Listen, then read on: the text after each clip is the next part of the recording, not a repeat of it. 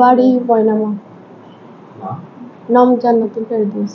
কি কারণে কেন আপনার এই হাঁপানিয়া হসপিটালে আসতে হয়েছে? আমার বাচ্চা অপারেশনের জন্য হাঁপানি আসতে হয়েছে। কি হয়েছিল প্রথম দিকে?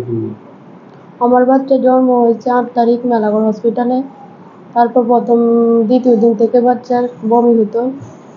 তারপরে বমি হতো বেশি, তারপরে আস্তে আস্তে আরো খারাপের দিকে যাইতেছে। তারপরে মেলাগড় হসপিটালে শিশু ডাক্তারের কাছে আনা হয়েছে। তারপর ওখান থেকে রেফার দেওয়া দিছে আইজিএমে। তারপর ওইখানে অবস্থা ভালো না দেখা অপারেশন লাগবে হয়েছে একটা। তারপরে এখানে রেফার দেওয়া হয়েছে। তখন অপারেশন করা হয়েছে, ভালো আছে, বাচ্চা অনেক স্টেবল আছে, মোটামুটি অনেক ভালো আছে, কোনো সমস্যা নেই। বাচ্চা কিরকম আছে? এখন ভালো আছে। আর কি বমি হচ্ছে? না এখনো। আপনি দেখছেন তো? হ্যাঁ। কবে নাগাদ বাড়িতে নিয়ে যাবেন? ডাক্তার সাথে পরামর্শ করছেন? বাড়িতে যাওয়া 12 সপ্তাহখানেক পরে। কত বাচ্চার বয়স কত? আজকে 24 দিন।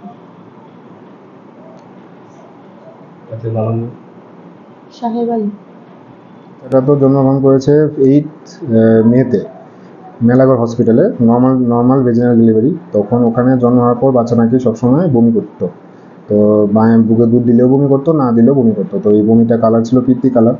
যখন বাচ্চার 3 দিন হলো তখন বাচ্চাকে রেফার করলো আইজিএম হসপিটালে।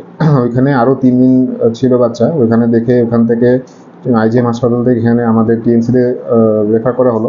টিএমসিতে আসার পর আমি দেখলাম যে বাচ্চার যে বমিটিংটা, মানে যে বমিটা, এটা একদম খুব খারাপ, মানে একদম সবুজ পিত্তি কালারের বমি। ইনভেস্টিগেশন করে এটা দেখা গেল যে বাচ্চার ইন্টেস্টিনাল ম্যালরোটেশন রয়েছে। তো ইন্টেস্টিনাল ম্যালরোটেশন তো খুবই রেয়ার, প্লাস এটা হচ্ছে খুবই ডেডলি ডিজিজ, মানে ডেডলি একটা কন্ডিশন, যেটা যদি তৎক্ষণাৎ অপারেশন না করা হয় তারপরে বাচ্চার নাড়ি সব পচে যায়, ভলভুলাস হয়ে যায়, তো বাচ্চাকে বাঁচানো সম্ভব হতো না। বাচ্চা যখন 12 দিন তখন আমরা টিএমসিতে অপারেশন করি। এত 12 দিনের ছোট বাচ্চাকে জটিল অপারেশন ছিল, মানে মোটামুটি 2 ঘন্টা লেগেছে। কিন্তু এখন বাচ্চা সুস্থ আছে, সব খাচ্ছে, কোনো বমি নেই, মার বুকে দুধ খাচ্ছে। বাচ্চাকে এখন আমরা 2-3 দিনের মধ্যে ছুটি দিয়ে দেবো। সো আমার এই ভিডিওটার করার একমাত্র হচ্ছে যে এটা একটা মাস অ্যাওয়ারনেস, যে টিএমসিতে এরকম ছোট বাচ্চা, একদম নবজাত শিশু, বা ধরুন বাচ্চার বয়স যার 1 দিনও নয়, 1 দিন বা 2 দিন, এরকম বাচ্চারও খুব জটিল অপারেশন এখানে খুব ভালোভাবেই হচ্ছে। তো এটা একটা সাকসেস স্টোরি, শুধু আমার জন্য না, এটা আমাদের সার্জারি টিম, অ্যানাস্থেশিয়া, পেডিয়াট্রিশিয়ান যারা আছে তারা সবার পেরি, ওটি টেকনিশিয়ান, ওটি স্টাফ, সবাই আমাকে হেল্প করেছে। এর জন্য বাচ্চাটা এখন সুস্থ আছে। যে বাচ্চাটা মানে ঠিক মারা যাচ্ছিল, এটাকে এখন অপারেশন করে সুস্থ করতে পারলাম, এটাই আমার একটা খুব বড় একটা অ্যাচিভমেন্ট। শুধু আমার নয়, টিএমসি পুরো হাসপাতালের অ্যাচিভমেন্ট এটা হচ্ছে ইন্টেস্টিনাল ম্যালরোটেশন, মানে হচ্ছে বাচ্চা নাড়িভুঁড়ি পুরো উল্টো ছিল। উল্টো মানে যেটা ডান দিকে থাকার কথা এটা বাঁ দিকে ছিল, যেটা বাঁ দিকে থাকার কথা ওটা ডান দিকে ছিল।